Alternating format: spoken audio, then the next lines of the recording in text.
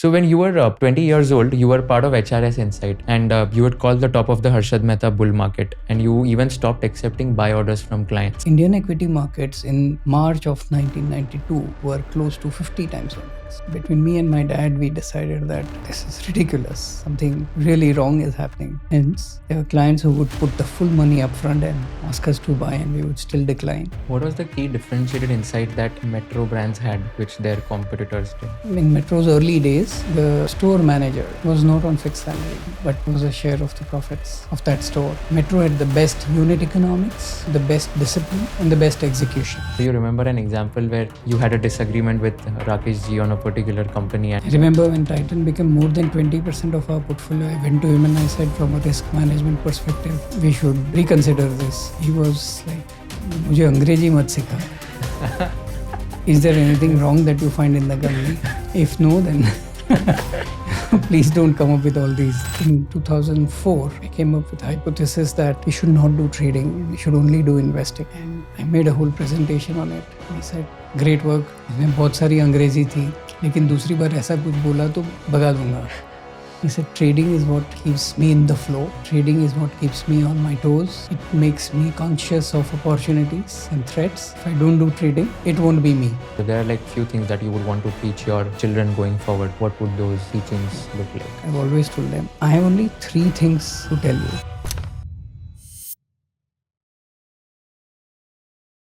India is currently the fastest growing large economy in the world, and if you want to take real benefit of this growth story, investing in Indian businesses and companies is non-negotiable. Whether you're already investing in markets or just starting your investing journey, Grow is one of the platforms to do it. Grow's interface is very clean and intuitive. Here you can trade stocks, mutual funds, ETFs, IPOs, bonds, even commodities, all from one app. Portfolio tracking is also very structured. You can see performance, understand sector allocation, and get a complete breakdown of your investments in just a few tabs. And because of this simplicity and trust, Grow has become India's largest stockbroker today. Check out the Grow app today for more details and stay tuned for this entire episode of Conversation with Kushal. I wanted to understand about your upbringing and your early childhood. How was your relationship with your parents when you were growing up? And what are some of the initial struggles or early childhood phases that you experienced, which you still recall and you're like, yeah, even that was a part of my life? So I was blessed to have wonderful parents. My father used to be the head of research and portfolio management at GM Financial. He was actually one of the pioneers of equity research in India. We were doing equity research in India in the 70s. And nobody was doing it. And more than just doing research was his ability to convert it into a framework. He had come up with 2-3 important concepts. One was known as the GP multiplier, and the second was a concept of growth phase. GP multiplier was a valuation mechanism, and growth phase was a framework to identify companies that were breaking out.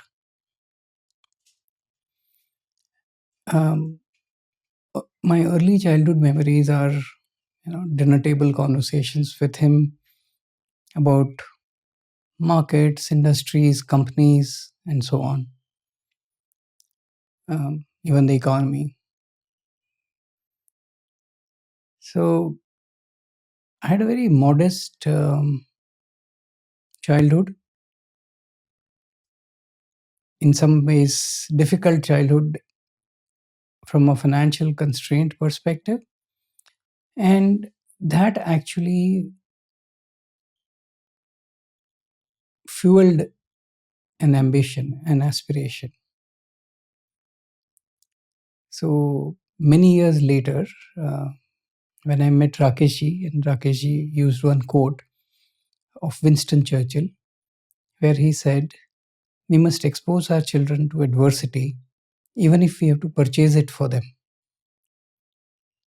So, and I realized how grateful I should be for the adversity in early childhood that I saw, which hopefully made me a better person.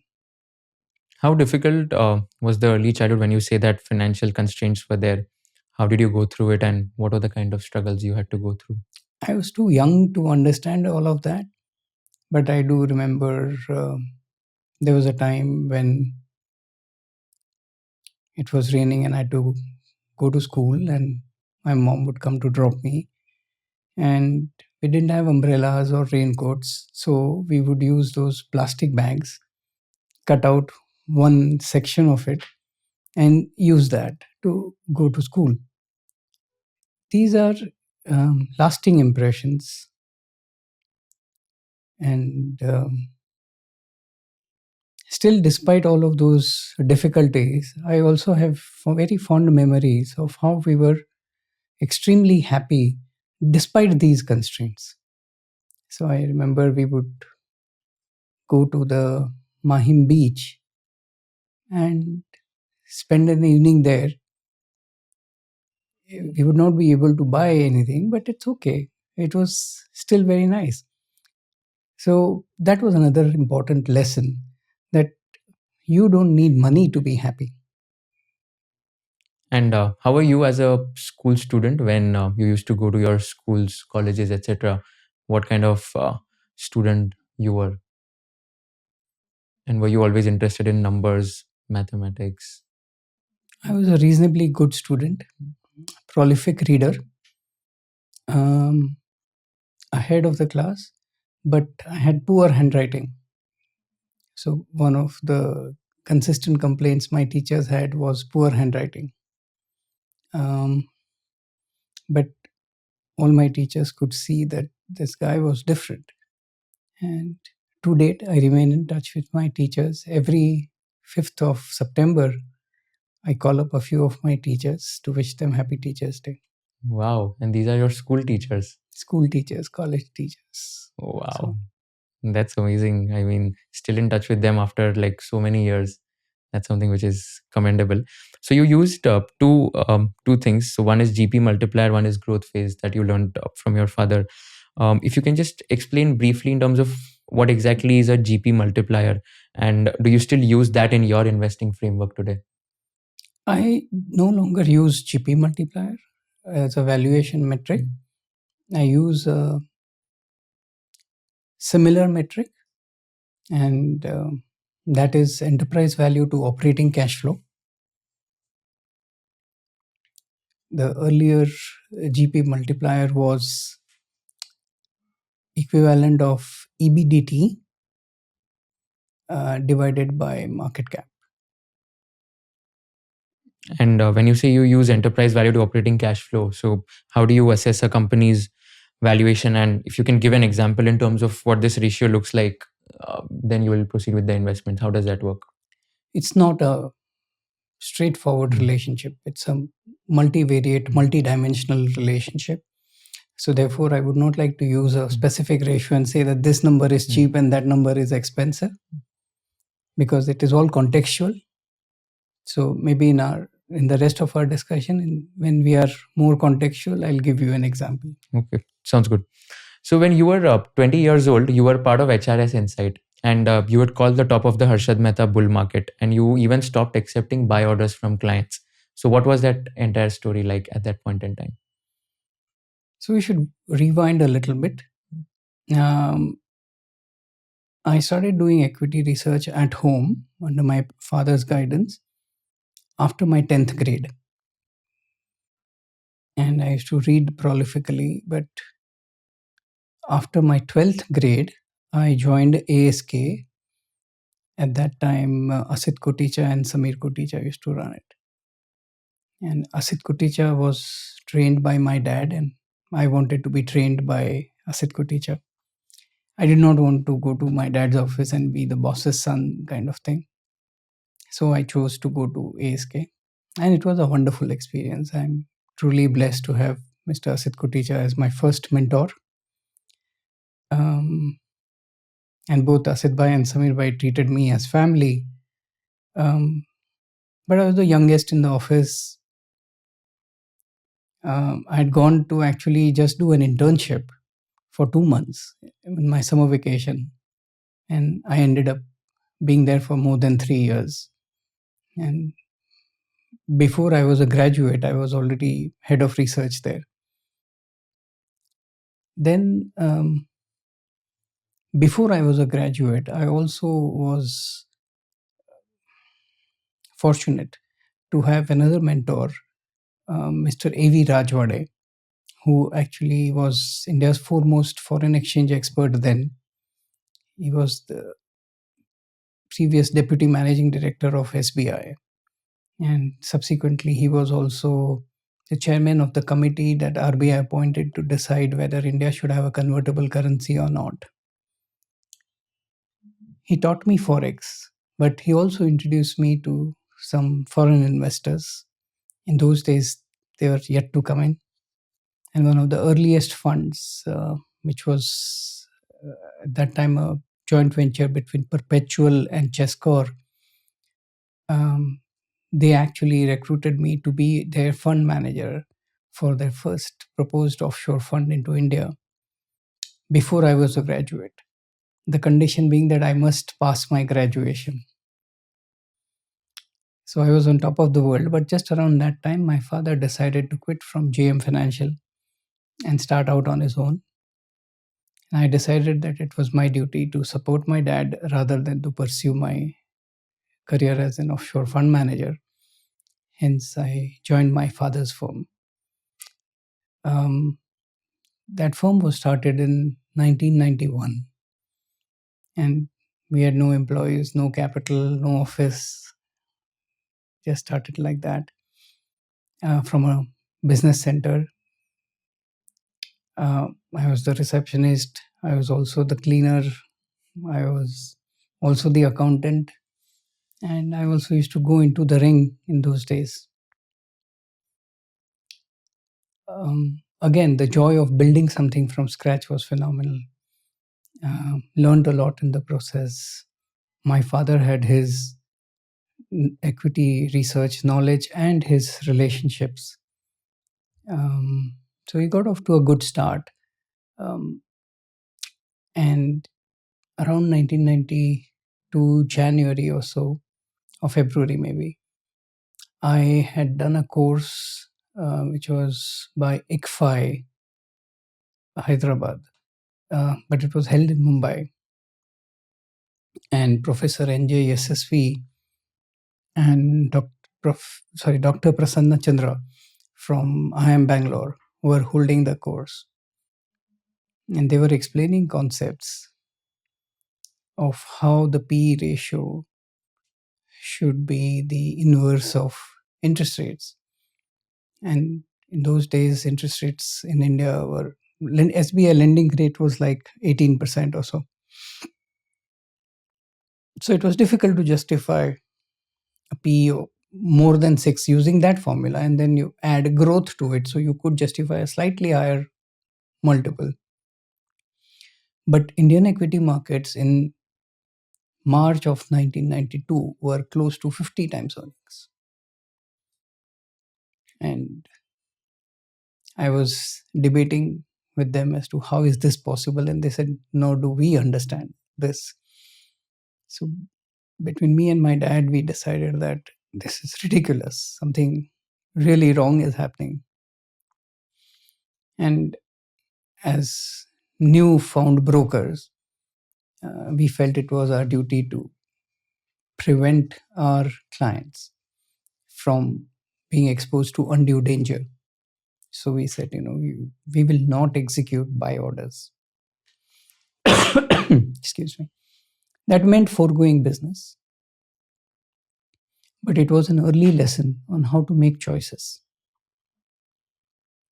You make choices based on principles, based on what is important to you, and hence we chose not to execute buy orders.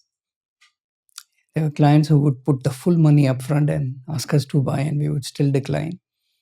And some of them were upset with us.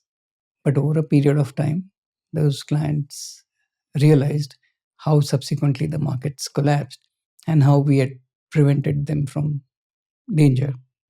Must have been difficult for you to convince them, right? Not to execute the orders. Yes, it was not easy.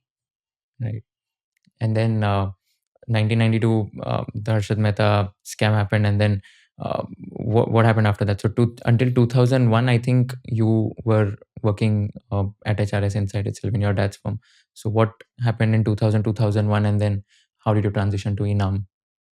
Sure. So between 91 and 2001, between my father, myself, and also my better half, Nipa, we kept on building our firm. We became a meaningful institutional sales firm. Our research, which was under the brand name Insight, was well respected. We had empanelments with many foreign funds as well as domestic funds. Nipa and I also started our debt market business in my father's firm. We had a mutual fund distribution business as well. We had a large retail network. We had a PMS business then.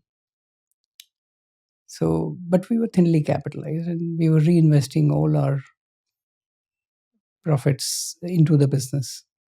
Then in 2000, 2001, when the markets tumbled, we could not collect from our network of 500 plus sub-brokers, who in turn could not collect from their clients.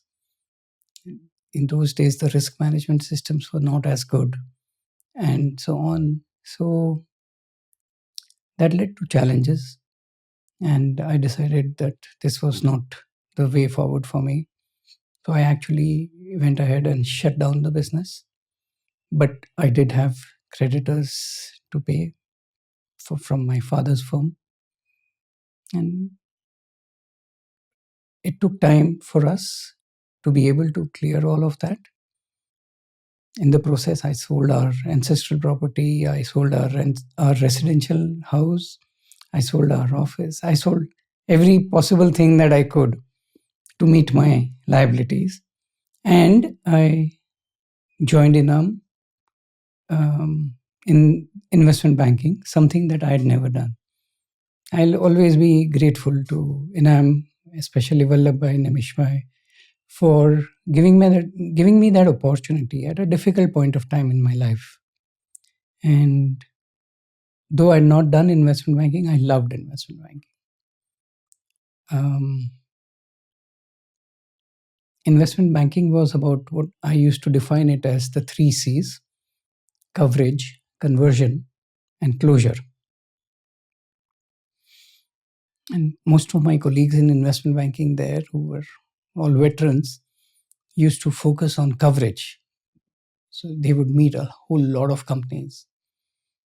I adopted a slightly different approach and I focused on conversion. So I would meet very few companies, but do my homework in such a way that I would be able to convert most of the companies that I met into a client. Secondly, at that time, Enam was an equity capital market house. So bulk of the transactions and revenues would be driven by IPOs or fundraisings by company. I introduced a concept of shareholder value creation, which I had actually already initiated in my father's firm since late 90s, where I would engage with companies over a long period of time and advise them on a framework for value creation, explain to them what creates value, what destroys value, help them think through their decision making in the context of value creation. And it was a unique vantage point where I could see the perspective of the promoter. And being in the capital markets, I also saw the perspective of the investor. So being able to see both sides was, I think, a very unique vantage point. I learned a lot from that process.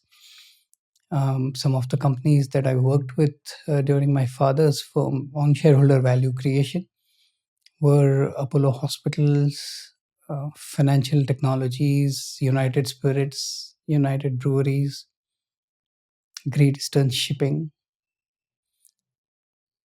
Incidentally, one of the first my first encounter with Rakesh ji was in a discussion on United Spirits and United Breweries. And furthermore, he was also a big shareholder in Great Eastern Shipping. And in those days, there was a hostile attack on Great Eastern Shipping by an activist shareholder. And I was interacting with the Great Eastern Shipping management team to guide them on how best to deal with that. For a guy who was just out of college and less than 30 years old, to be getting those experiences was phenomenal. So I had the best of time. I've gone through many difficulties, but I'm grateful for all the learnings that I've had. So that is how I joined Enam. And again, Enam had wonderful team members, apart from Vallabhbhai, Nimeshbhai, and Akash. There was Manish Chokhani, there was Mahesh Chabria, Dr. Subra. So fantastic colleagues. On the broking side, Enam had Dharmesh Mehta. Some really memorable transactions that we did in those days. For example, I still remember Enam bought shares of Shree Cement at 27 rupees. Just imagine today what the price is and how many thousand times it is. We bought MRF, I think, at about 400 odd rupees. Wow. Again, you know the price today. Just imagine how many 100 baggers it is. So those were awesome times for an investor to be buying. The Nifty P multiple was between 8 and 10 times trailing. There was value everywhere all around you. All you had to do was not make stupid mistakes. So between 2001 and 2003, when you were working at Enam, I think you also had an interaction with Mr. Kishore Biyani when he was running Pantaloons. How was that interaction and what did you advise? Yeah, again, so while at Enam, some of the shareholder value creation exercises that I indulged in were, of course, with Kishorji for Pantaloons, but also Crompton Greaves, Ballarpur Industries, Apollo Tires, Shree Cement, Jindal Steel and Power. Amazing, one more round of Apollo hospitals. So amazing learnings in all those uh, exercises.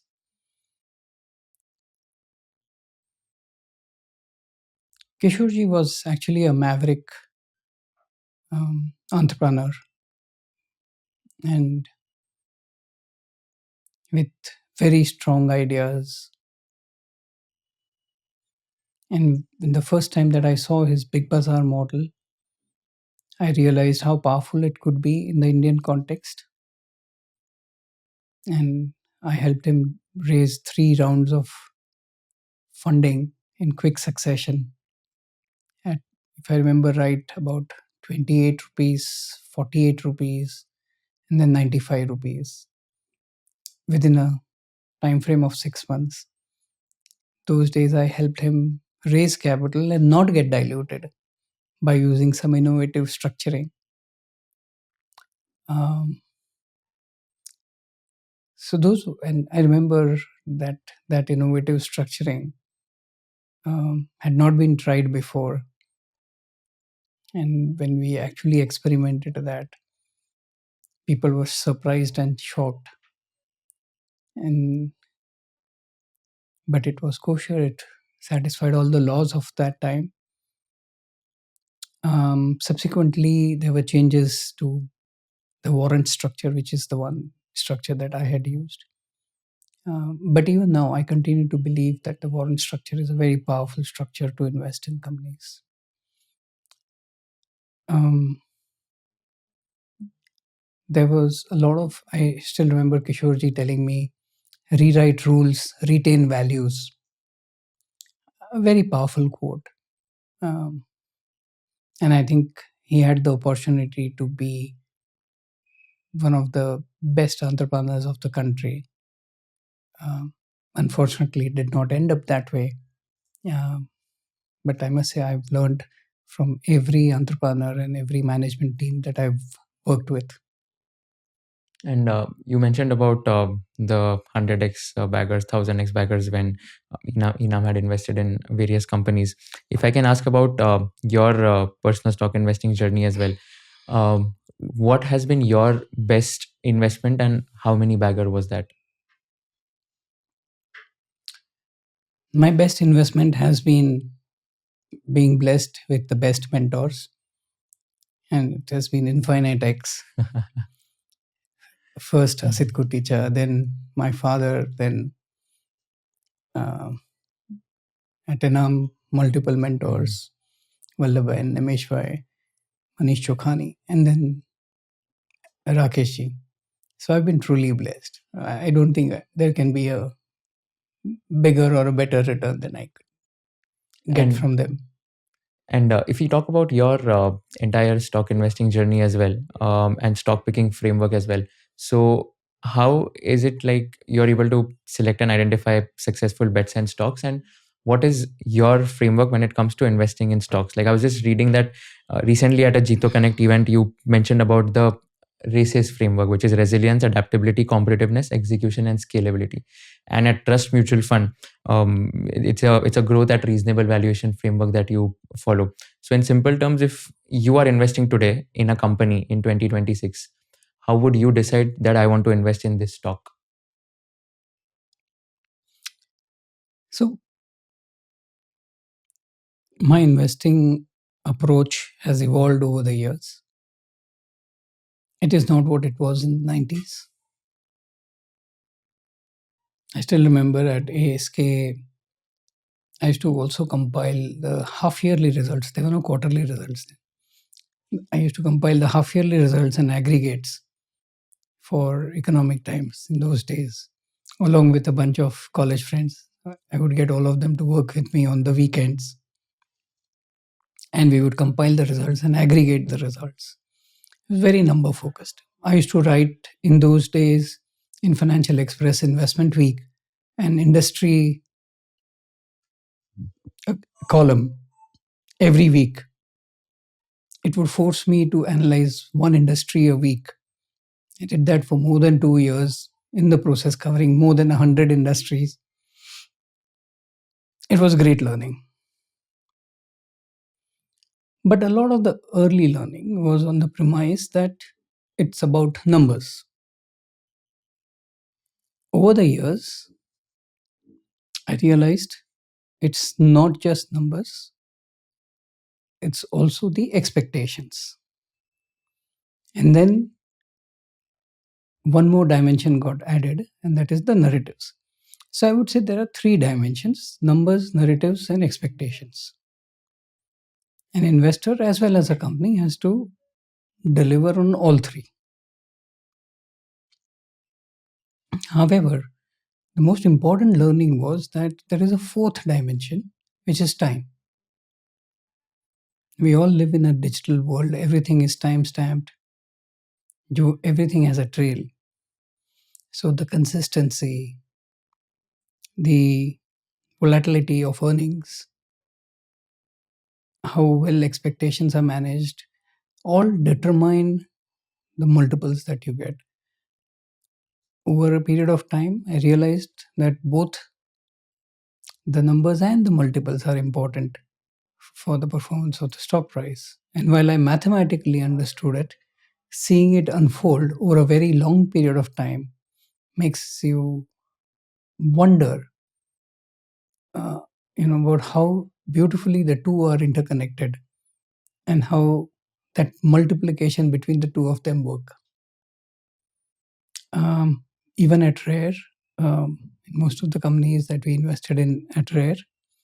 In those days, early days, it used to be Titan, Crisil, Praj, Lupin. They all were many hundred X. Like Titan, from its first purchase, is more than 2,500X. And on a weighted average multiple, you would be more than 500X. Titan was bought at 32 rupees, at 70, 80, then at 140, 180, 280, and the last round was bought at 900, which was the genius of Rakesh. The ability to buy at 30x of your first purchase is phenomenal. And that is truly what I used to call as probabilistic investing. As the probability of the terminal value becomes more and more clearer to you, you are willing to buy at a higher and higher price and even a higher and higher multiple. Right? Most people don't have that dynamic, evolving mindset, and they also don't have the same time horizon. Therefore, most people are willing to sell 30% higher, whereas Rakeshji was willing to buy 30x higher. Right? Even Lupin or Praj, we had huge multiples. Crisil has been mind-boggling for us. And everywhere, what has happened is these companies became compounders over a very long period of time, and that compounding became parabolic.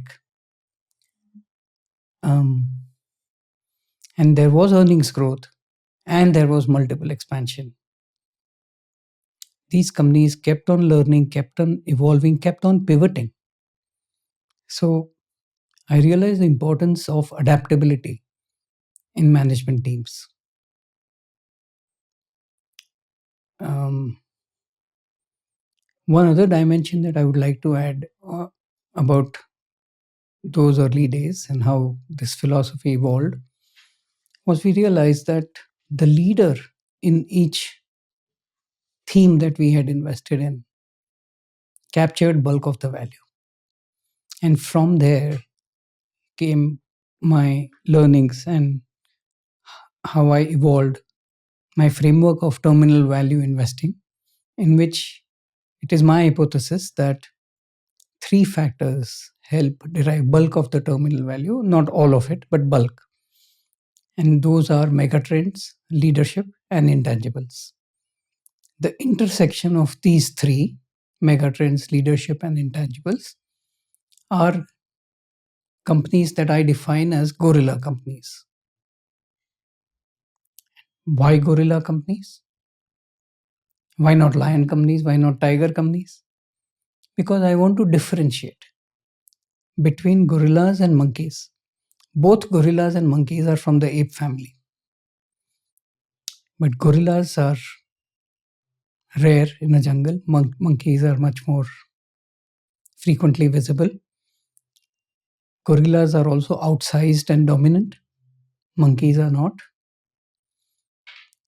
You will find many monkeys playing together, but you will not find them playing with the gorillas. There is always a distance between the monkeys and the gorilla, which is a natural moat. And lastly, you will find that the average lifespan of a gorilla is double the average lifespan of a monkey, and hence longevity. So when you combine these four characteristics of being rare, dominant and outsized, having moats, and longevity, those are the attributes that I look for in companies.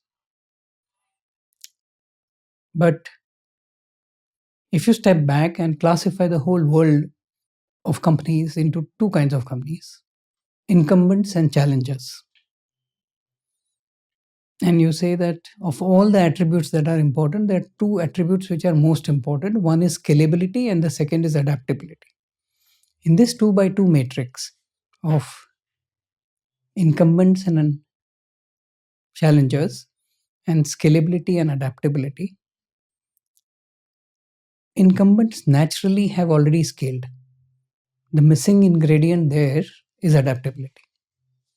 And challengers are naturally adaptable. The missing ingredient there is scalability. So that gives you a very interesting framework of adaptable incumbents and scalable challengers. If you classify your portfolio in these two buckets, and anything else that you can't fit into these two buckets is something that you must seriously look at or re-look at. But it'll give you a context of how you are investing. In India, or even let's say outside India, can you give me one company's example which is an adaptable incumbent and one which is a scalable challenger, and why? First, Titans moved to gold leasing when no other jeweler in India was doing it or was able to do it. Then the realization in Titan that jewelry had a far larger TAM as compared to watches, far better return on capital employed, and much poorer quality of competition, which is how they send their best talent team to to jewelry. And thereafter, Titan's transition from being a manufacturer retailer of watches to being a branded lifestyle retailer, which was a recognition of what were the value drivers for Titan. Then adding on to innovations like the Golden Harvest scheme or the Gold Exchange scheme. And in the journey, also bringing in the caratometer, moving to studded jewelry, going to international markets with the right approach. Then the whole online evolution, their partnership with CaratLane, and then eventual acquisition of CaratLane, how they segmented the markets, how they treated wedding jewelry different from regular jewelry. I think in every way, Titan has demonstrated its ability to adapt under different leaders, which also demonstrates its institutionalization, which also demonstrates how its processes help bring and nurture leadership, the longevity of the team there, how that talent is nourished. These are all fantastic things to learn about an adaptable incumbent. Coming to scalable challenges, we've seen the likes of Bajaj Finance from early days, then Paytm, then Zomato, which is now Eternal, how they have kept on challenging the conventional business models, kept on challenging the conventional definitions of scale, growth, margins, incremental costs, how they have adapted to technology, how they are so acutely focused to getting it right for their customers. I think these are all signs of scalable challenges. And you also focus a lot on culture of the organization, and you had said in one of your previous interviews that culture is also one big moat that a company has. So how is it that culture is a moat, and if you can give some examples of companies that has a great culture and that has become the moat, that'll be amazing. And then I want to ask about the culture at your organizations as well. How have you grown the companies using your corporate culture? Sure. Before I come to that, I want to have a disclaimer that any companies that I talk about is only for educational purposes. These are not recommendations in any way, and everybody should consult their financial advisors before they talk about it. In any case, I'm talking about many years ago. Yeah. It's not necessarily relevant as a stock recommendation in today's time. Yeah, absolutely. So, see, I truly believe in this phrase that culture eats strategy for breakfast. Mhm. See, culture is something that endures, strategy is something that evolves, and something that endures is far more valuable than something that evolves.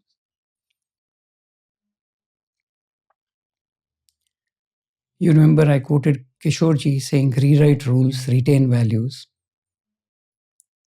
This is something like that. You rewrite your strategy, but you retain your culture. Culture defines the kind of customers you attract. It defines the kind of team members you attract and then retain. Culture influences every aspect of your operations and existence. It actually defines the set of choices that you make and will continue to make. A culture is reflected in the consistency of actions and outcomes in that company. And a culture is not just a word, it's not something that you put up on a board, it is something that you practice day in and day out. Let me give you an example of a company called Metro Brands. When we invested in them, it was a private company. And we had seen many retailers, and right from Pantaloon to Shoppers Stop and Lifestyle, and of course, DMart and so on. We'd seen Titan, which was also a specialty retailer. But when we met Metro, we realized how special this company was. Its outstanding governance, its outstanding frugality,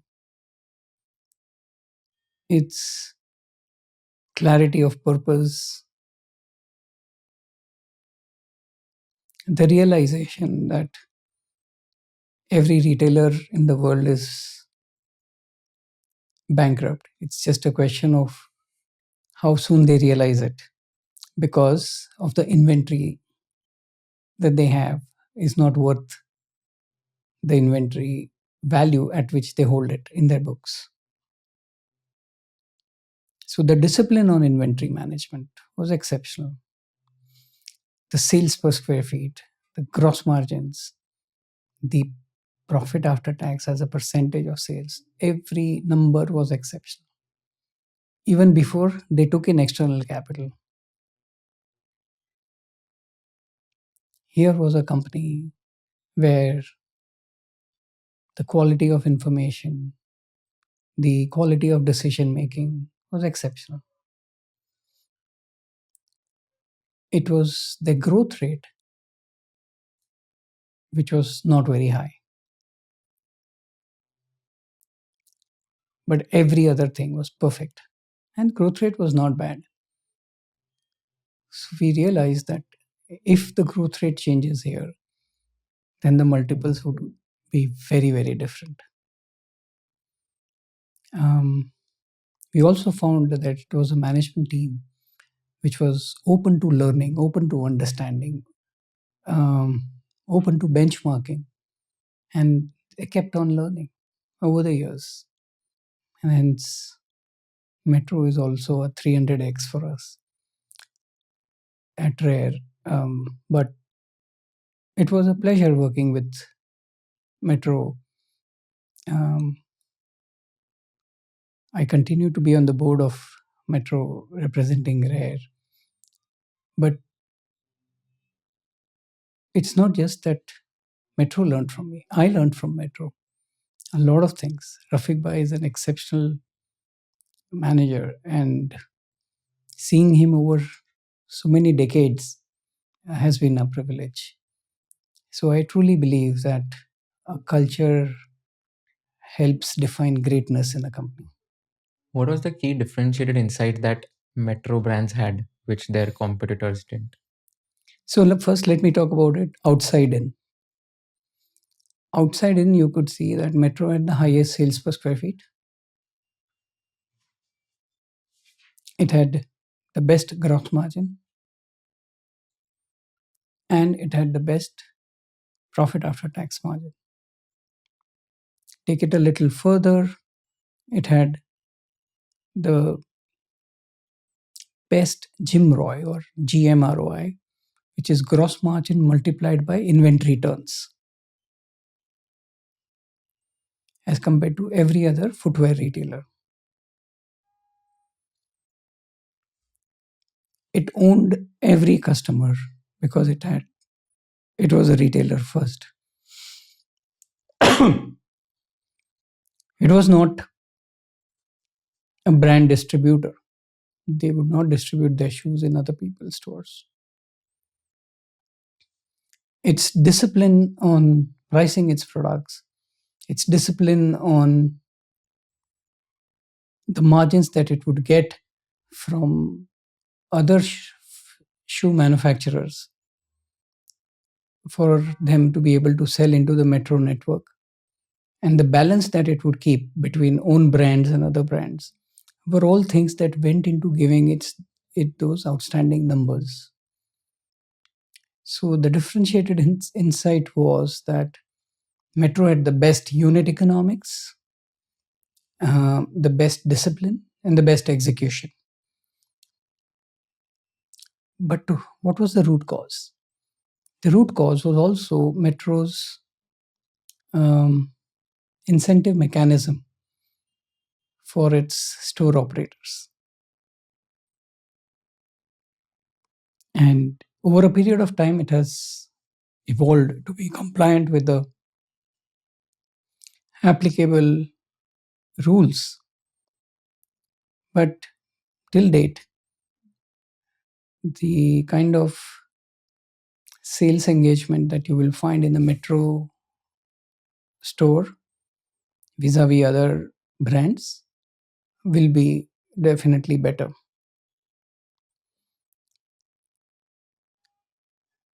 Now, looking at it inside out, here was a company which was truly building a business. They were not focused on false narratives. Everything was transparent, and they were never shy of admitting a mistake and learning from it. It was a deeply thoughtful company. So that is how your differentiated insight is built.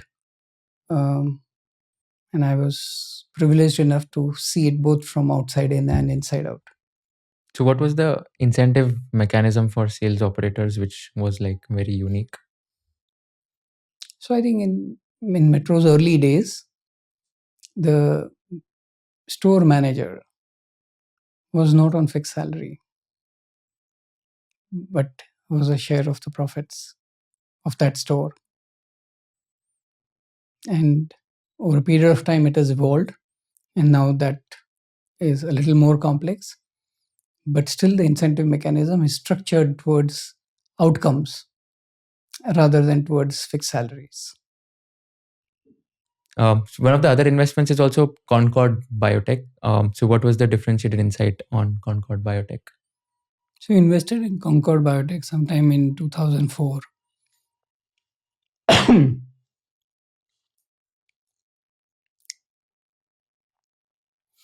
In those days, markets were just learning to differentiate between acute pharma and chronic pharma.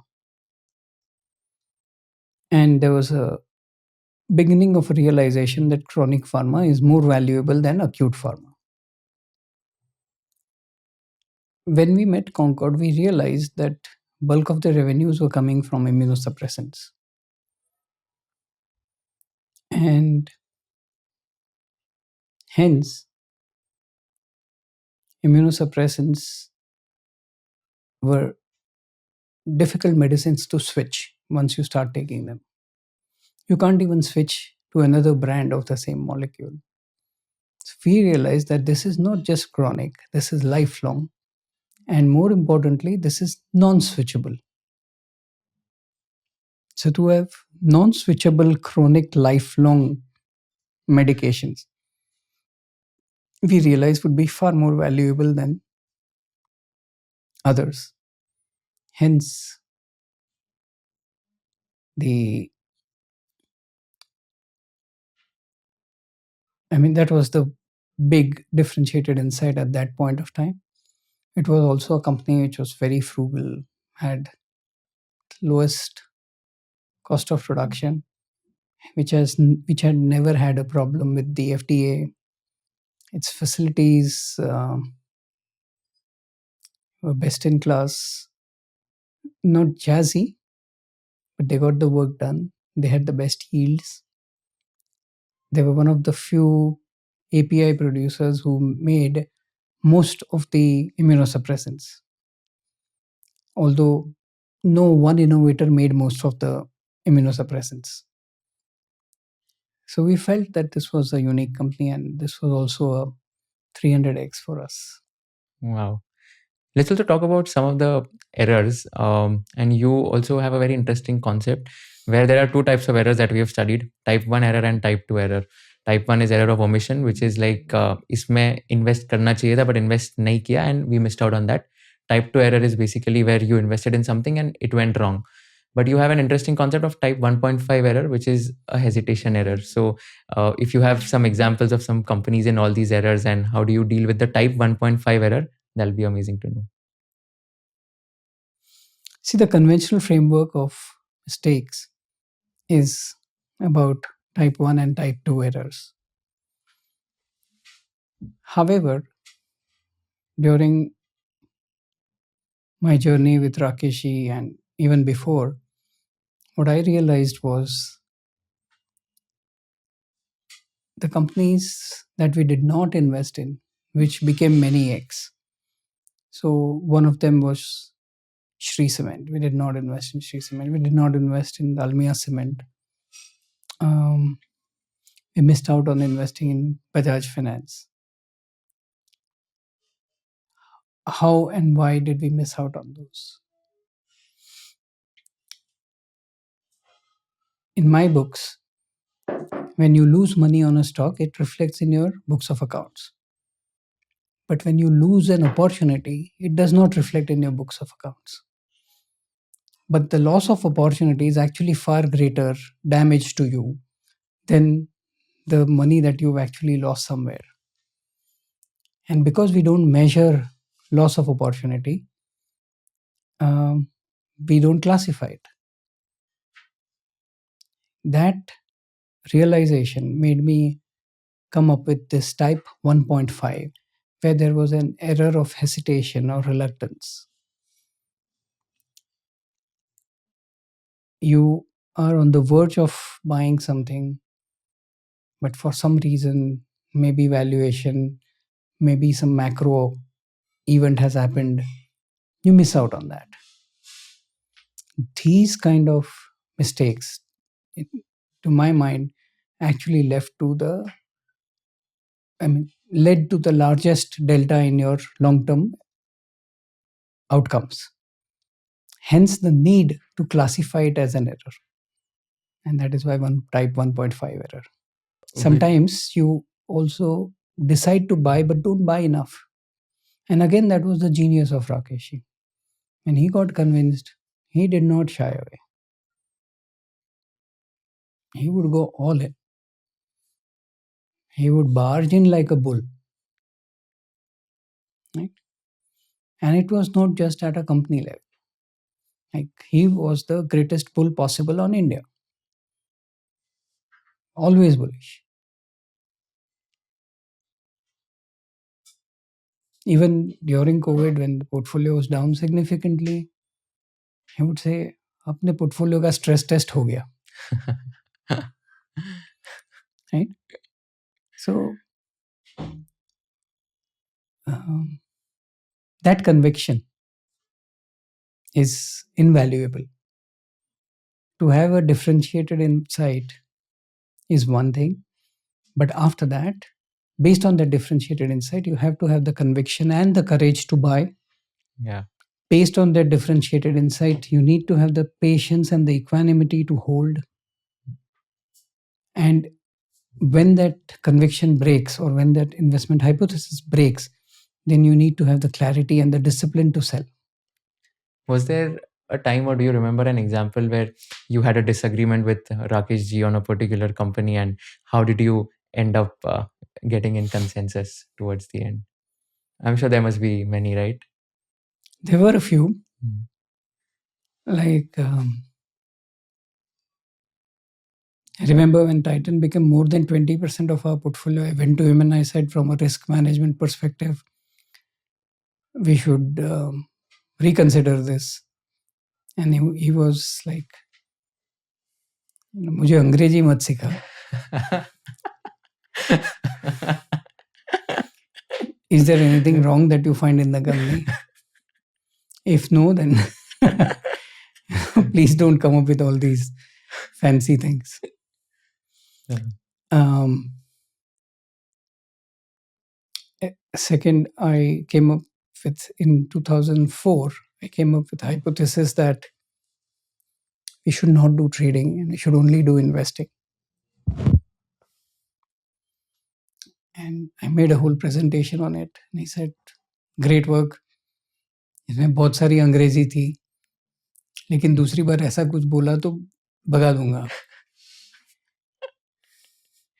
He said, trading is what keeps me in the flow. Trading is what keeps me on my toes. It makes me conscious of opportunities and threats. If I don't do trading, it won't be me. And that again was the genius of Rakeshi, that he could be a great investor and a great trader at the same time. There are very few people, no? Rarely I've seen anyone who's a great trader as well as investor, because Absolutely. both of them require different kind of skill sets, right? And he was like one of them. Do you remember your last interaction with him, and how was it?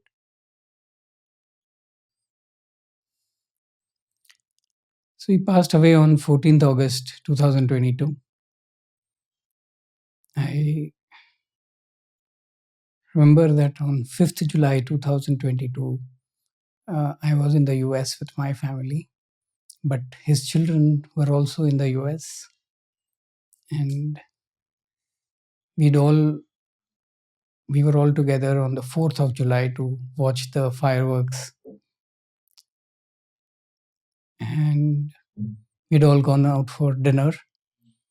And we had called him from that dinner to wish him happy birthday, not realizing that that was the last time we were wishing him happy birthday. Mm. And while that was not the last time that I met him, but it's just that that memory is very vivid, because my family and his children, we were all together, Right. and wishing him on a remote basis. How many years did you work with him very closely? We became great friends in 1997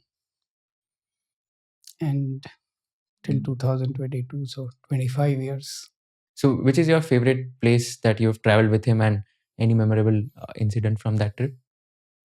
We used to travel to Singapore and Hong Kong, more Hong Kong, but both Singapore and Hong Kong frequently, in the context of one of our investee companies, Aptech, which had a joint venture with a Chinese company.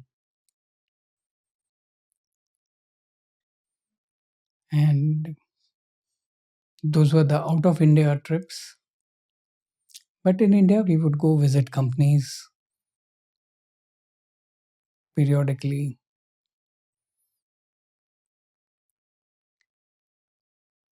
Like when we first went to visit Concord, I remember I'd taken a 5:50 a.m. flight, and he was like, "What are you doing? Why are we taking a 5:50 a.m. flight?" Especially because I remember the previous day we were out somewhere and he was drinking till at least 1:30 a.m. But it never dulled his sharpness, no matter what. And we landed at Ahmedabad at around 7 a.m. And by evening 5 p.m., we had a term sheet with Concord Biotech. No. Wow. It was very fast. So he used to take decisions very quickly, is it? Yes. So if he likes the company, then within a span of a day, like he'll invest. Wow. Again, one of his great capabilities was the ability to read people. I think most analysts, most investors don't realize the importance of the ability to read people. And I think he's also He was exceptional. right. And I think he was also very straightforward and like frank as a person, right? Like if he wants to convey something, he'll say it bluntly. Like for example, एक बार आपको भी I think बोला था that पीता मैं हूँ चढ़ती तेरे को है something on when you were convincing about a stock, right? Yes. Yeah, he would wear his heart on his sleeve. He would be very, very vocal. He had an independent opinion. He had his strong convictions, and he was not afraid of saying it. Let me respond to the earlier thing that you mentioned, that "Pita main hu, chadti tujhe" quote. That happened during one of our visits to Bangalore, and the company in question was Titan. We were to make a presentation to Titan, and my colleagues and I had visited Titan factories, etc., 2-3 days prior to that presentation to the management team. We were making a presentation to the management team, not the management team making a presentation to us. And as part of that homework, we'd built our hypothesis and projections. So Rakesh came in the previous day around 6 p.m. and he said, "Are you ready with the presentation?" And I said, "No, we are not." He said, "ठीक है, बना ले. I'll come back." He went out with one of his friends to have some drinks, came back around 9:10, and he said, "हो गया?" I said, "Still work in progress." He said, "ठीक है, मुझे numbers तो दिखा." So we showed him the Excel spreadsheet. And that is when he said those words, that "Pita मैं हूँ चढ़ती तुझे है," knowing that I don't drink. But he felt my numbers were maybe unrealistic. And the next day when we presented that, we got the same feedback from the management team. But those 5-year forecasts that we showed to the management team in 2004 were actually, the top line was actually exceeded in 2009. Oh, wow. The actuals exceeded the forecast, but not the bottom line. The bottom line was exceeded 6 months later.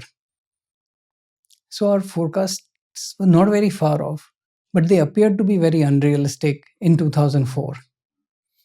But it is, I think, a tribute to Rakesh's greatness that he did not superimpose his opinion on mine. He allowed me the freedom to say what I felt and then take the feedback from the management team also that it was unrealistic.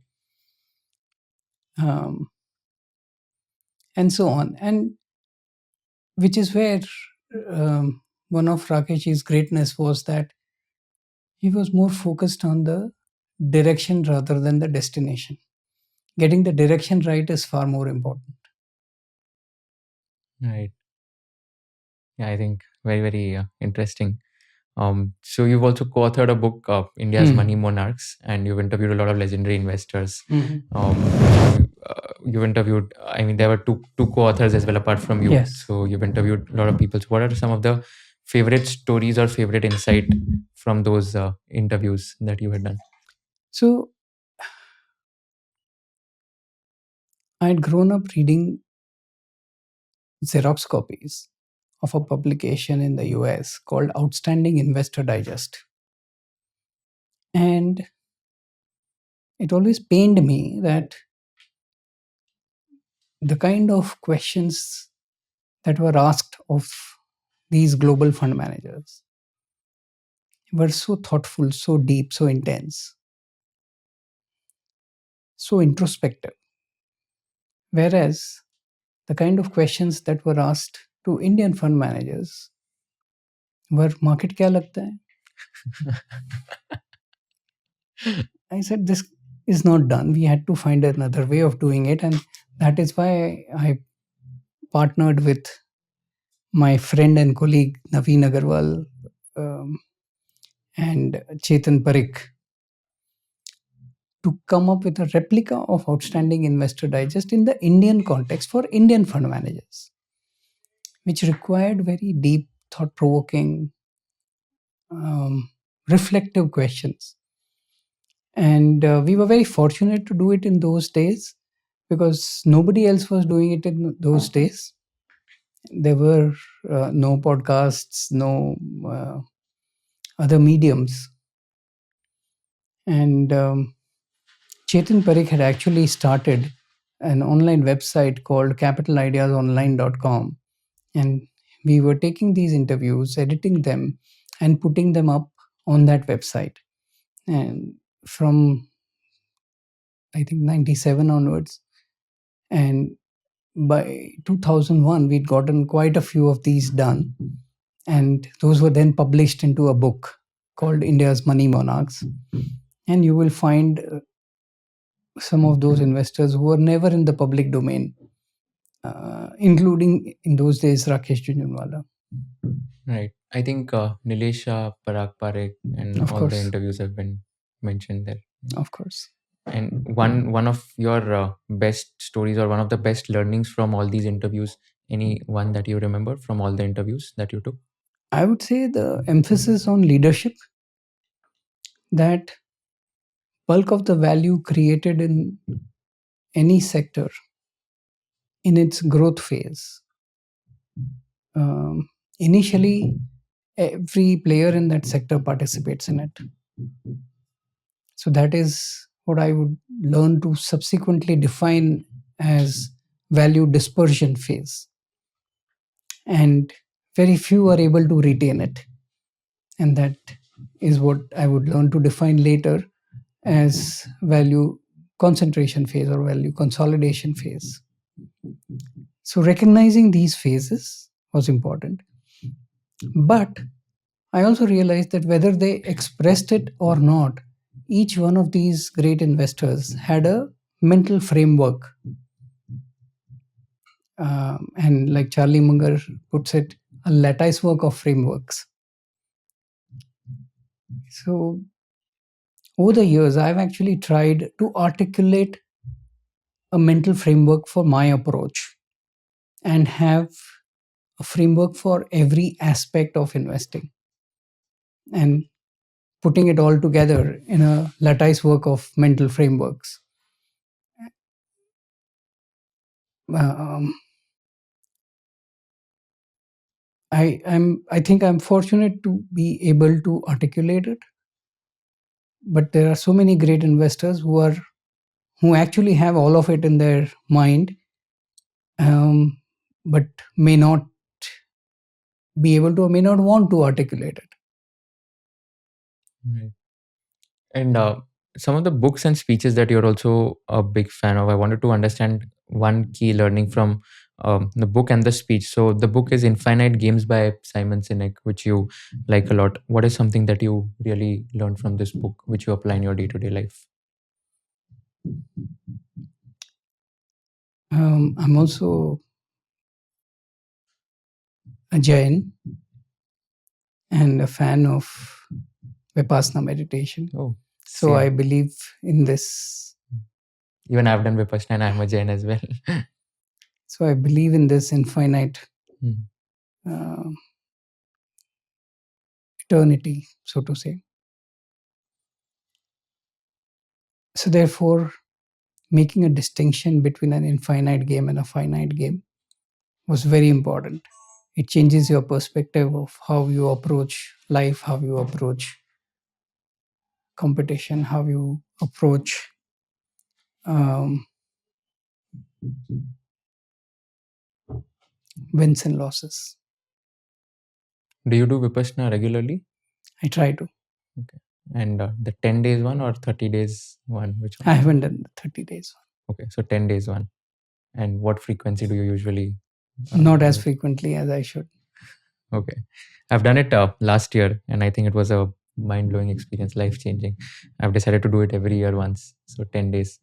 One more interesting thing is Chris Begg's Realizing Unrealized Simplicities. So, what exactly is that and what do you interpret from that? So it's not just unrealized simplicities. Yeah. I think he distinguishes between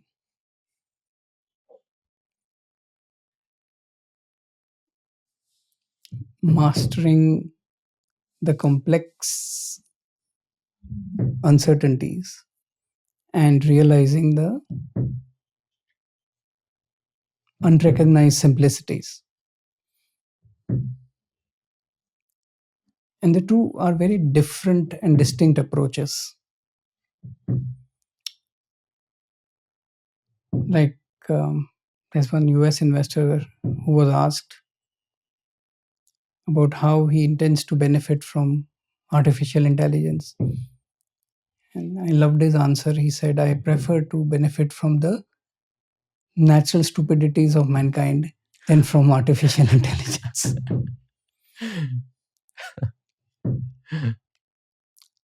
So I find Chris Begg to be a very deep thinker, and he has a flair for the language. And when he differentiates between these complex uncertainties and unrealized simplicities, how the path of unrealized simplicities is so much simpler and easier, more powerful in the longer context. So it's just one of the choices that you make in your life. What is one book that you are currently reading? Um, this Ray Kurzweil's book on singularity. What is it about? I forget the name. I'll message it to you. Sure. And what is it about? It's about the pace at which artificial intelligence will exceed human intelligence. That is the point of singularity. Okay. And if there's one or two lessons, or if there are like few things that you would want to teach your children going forward, what would those teachings look like? Would you teach them stock markets? Would you teach them financial literacy? Would you teach them AI? What would you want to teach them? So, since I have two daughters, and from their childhood, I've always told them, I have nothing to teach you. You have to learn everything by yourself, right? I have only three things to tell you, and there will not be a fourth thing that I will tell you. And right from their childhood, it has remained the same, no change. Those three things are: be happy, believe in yourself, and never give up. That's it. That encompasses the entirety of what I would want them to learn. Wow. But would you want them to be stock market investors in the future, or would you want them to have their dreams of their own? Absolutely. I want them to be the best version of themselves that they can be. I want them to make those choices, to believe in those choices, and then to execute those choices. I want them to learn from their path, to evolve, to pivot. Yeah. I think all of those make up life. And if I am to make those choices for them, I think I'll be doing a huge disservice to them. Right. Amazing. Super insightful conversation. Last question that I ask all my guests. It's a tricky one. If you were in the shoes of Kushal Lodha and if you were interviewing Mr. Utpal Sheth, what is one question you would like to ask Mr. Utpal Sheth towards the end? Interesting.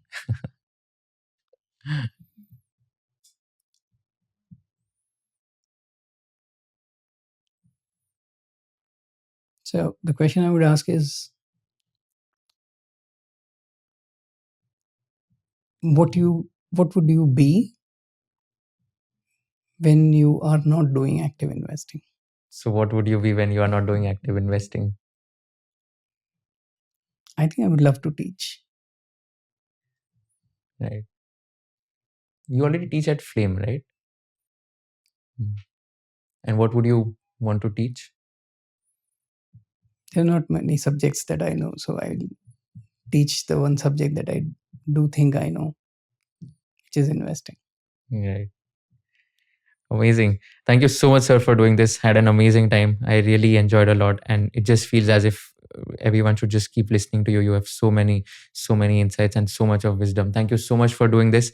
I'm grateful to you for coming all the way here. And I know we've been coordinating since a long time, but this is absolutely worth it. And I hope I could do justice to your time. So thank you so much once again for doing this. Thank you so much for watching this video till the end. Before we end this video, I'd like to thank Grow for being our title sponsor. With support like this, we can deliver actionable finance content to our audience. So go ahead and download the Grow app today and tell us in the comment section which guest you want so that we can invite them. Also, ऐसे कौन से question है जो मैंने पूछने चाहिए थे, कौन से क्वेश्चन है जो मैंने नहीं पूछने चाहिए थे, ऐसे कौन से पार्ट से आपको लगता है ट्रिम करने चाहिए थे, हमें कमेंट सेक्शन में बता देना ताकि we can give you the most value additive content. Thank you so much once again for watching this entire podcast and stay tuned for more amazing episodes of Conversation with Kushal. Investment in securities market are subject to market risks. Read all the related documents carefully before investing.